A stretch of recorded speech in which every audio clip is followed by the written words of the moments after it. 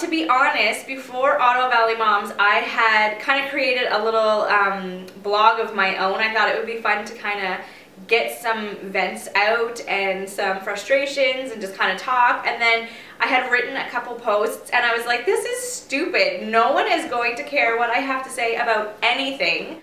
For me, I've been blogging and vlogging and sharing my life online for like longer than I can remember. I think since the beginning of the internet, I was basically on there when the internet first started and blogging, and you could have like an online journal, it was called at the time. I started one then, and I remember just kind of like blogging about the randomest things. I was like, I don't even know, I was like 14 maybe at the time. And so for me, it's kind of second nature. I deleted it, so like I don't even think it really was published for very long at all. Yeah, I don't know, like, I guess because we've said it before, we used to have playgroups, we would all talk, and we thought maybe people would be interested in what we had to say as moms and women.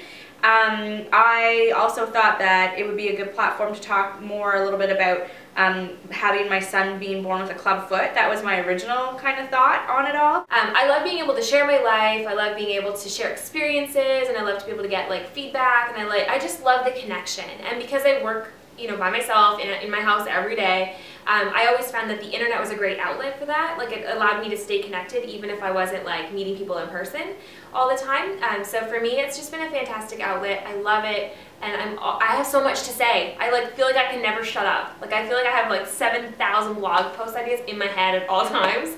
So for me, it's just a great way to let it all out. As we got going and the response was there from everybody on enjoying what we had to say, I kind of feel like, we're helping other women and other moms and other people, and it's a community, and it feels very gratifying for me. And I've really noticed the past couple months, when we post something, people are paying attention and people are listening to what we have to say, and it's whether we're reviewing a product or an event and someone tells us, because of what you wrote, we bought tickets, or because of what you wrote, we're going to try this, or we won't try this.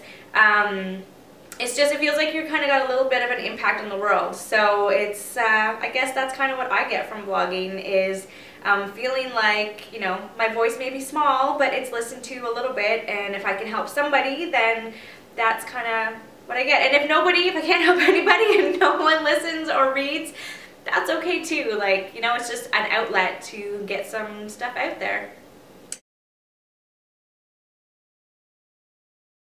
I would probably say I really loved sharing my stories about vaginismus, because I feel like not everyone who has vaginismus would be comfortable enough to just blog about it, talk about their vagina on the internet. I mean, that seems like it would take a little bit of a, leap forward. I did enjoy getting our story out. We did a few series about the clubfoot, because when I looked, I couldn't find anything about it. So hopefully that helps some people, and it did, and I've gotten replies back from people saying that they, appreciated it, and then I actually heard from a couple people that had children with club feet, so that was kind of nice. Anything that kind of brings a little bit of humor, that's always fun to write. I don't know. I mean, I don't think there's anything in particular that I like writing about over something else. Obviously, anything that is heartfelt usually kind of gets a really good response, so that's always good too. So that's been interesting, and it's been nice because I've been able to connect with other women who've experienced it. I've had people go, I have those symptoms, but I never knew it was a thing, and so that's kind of cool to kind of share that. So I like to bring humor to my posts when I can. Any bad situation, I like to make it kind of funny to lighten it up, and that's what I did in that series. So that's probably been my favorite so far. The one thing that I do find is hard, I'm not really necessarily maybe answering your question the way that you want, is that there's some things that I feel like I would like to write about, but I'm afraid to offend certain people. I am known to kind of just be blunt and to be honest, and I don't want people taking offense, I guess, to stuff that I'm writing. I know I have family and I have friends that read this, and I don't, sometimes it's just you gotta watch what you say and how you word certain things. I don't know. I think for the most part I pretty much blog everything. There's not a whole lot that's off, hands off. I'd probably have to say, just like Crystal said in her earlier Q&A, I would say that, you know, things that I would be afraid of offending people about, I tend not to blog about.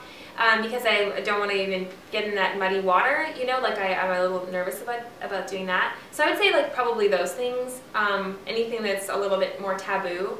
And I tend to have a very like open mind, so there's a lot of things that I would consider okay to talk about or explore that other people may not, you know, and so I think like there's some things that I might blog about in the future that hopefully you all can be a little bit more open-minded about. Am I going to share it right now? No. There's definitely relationship stuff that I haven't touched on that I probably could. I don't know if there's anything that I haven't written that I want to write about. I don't know. Apparently, no. I don't know. Not sure.